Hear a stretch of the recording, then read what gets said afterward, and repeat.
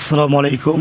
এখন আমি আপনাদেরকে দেখাচ্ছি ব্যাচেলার বাসায় কিভাবে দ্রুত ঝটপট গরুর মাংস রান্না করে ফ্রিজ থেকে বের করে খাওয়া যায়, তারই একটি সহজ পদ্ধতি। তো বন্ধুরা, আজকে আমার রান্নার সাথে যিনি হেল্প করতেছেন তিনি হচ্ছে আমার বড় আপু সেলিন আপু, এবং ক্যামেরায় আছি আমি নিজেই।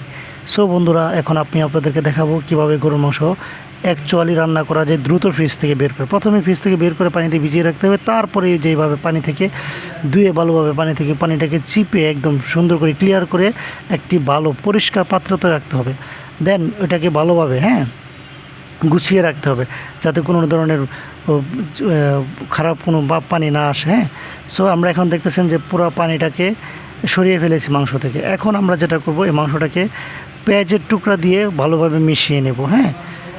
প্রয়োজন মতো পেঁয়াজের টুকরা। এখানে আমি আগে একটা কথা বলে রাখি, এখানে 3 কেজি গরুর মাংস নেওয়া হয়েছে। তো এখন আপনারা দেখতেছেন আমি এখন পেঁয়াজ দেওয়া হচ্ছে। এখন এটার সাথে আমরা যে পনিরটি দিব তা আপনাদেরকে ধীরে ধীরে দেখিয়ে দেবো। এখন আমরা এটাতে দেব আদা বাটা। এই যে দেখতেছেন আদা বাটা দিচ্ছি। আদা বাটা প্রয়োজন মতো দিবেন, বেশি দিলে কিন্তু আবার ভালো লাগবে না, তিতা লাগবে। এখন আমরা দেব গুঁড়া মশলা প্রয়োজন মতো। আমি কিন্তু আগেই বলে রাখতেছি, এটা হচ্ছে ব্যাচেলার বাসায় ঝটপট রান্না করার জন্য যে রেসিপি, ওই রেসিপিটা আমি আজকে দেখাচ্ছি আপনাদেরকে। তো দেখতেছেন বন্ধুরা, প্রয়োজন মতো হলুদ। এখানে কিন্তু কোনো কিছু নির্ধারিত নাই, চামচ দিয়ে নির্ধারিত নাই, জাস্ট চোখের আইডিয়াই দিতে হবে। সো আমরা ওইটাই করতেছি, চোখের আইডিয়া। জিরা দিলাম, হলুদ দিলাম, মরিচের গুঁড়া দিলাম।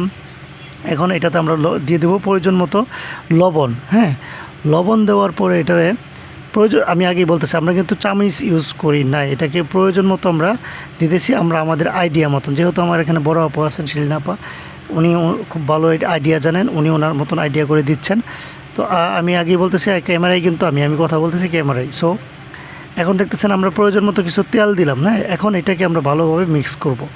এই যে দেখতেছেন এই মিক্সটাই কিন্তু আসলে রান্নার প্রণালী, মানে ঝটপট মাংস রান্নার, গরুর মাংস রান্নার এই হচ্ছে ঝটপট প্রণালী। প্রথমে আপনাকে যেটা করতে হবে, ভালোভাবে একদম খুব সুন্দরভাবে মশলাটাকে মিশিয়ে নিতে হবে।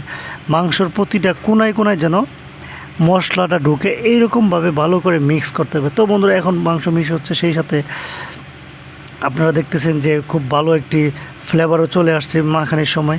কিন্তু আপনারা এই ফ্লেভারটা পাবেন না, কারণ হচ্ছে আপনারা এখন ক্যামেরার সামনে আছেন, দেখতেছেন ডিসপ্লেতে, কিন্তু আমি তো সামনে আছি, আমি কিন্তু একটা ফ্লেভার পাচ্ছি, অত্যন্ত খুব সুন্দর একটা গরুর মাংস ফ্লেভার পাচ্ছি। রান্নার পরে অবশ্যই ফ্লেভারটা আরও ভালো হবে।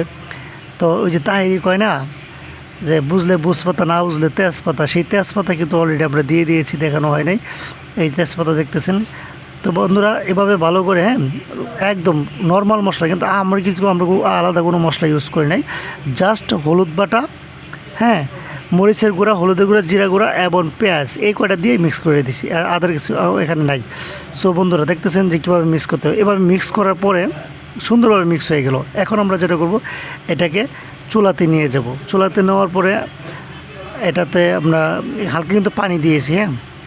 দেখতেছেন যে এই যে চুলাতে দেওয়ার পরে আমরা একটু এইভাবে নেড়ে দিচ্ছি, কারণ চুলার আগুন পাওয়ার পরে এটা একটু হিট হচ্ছে।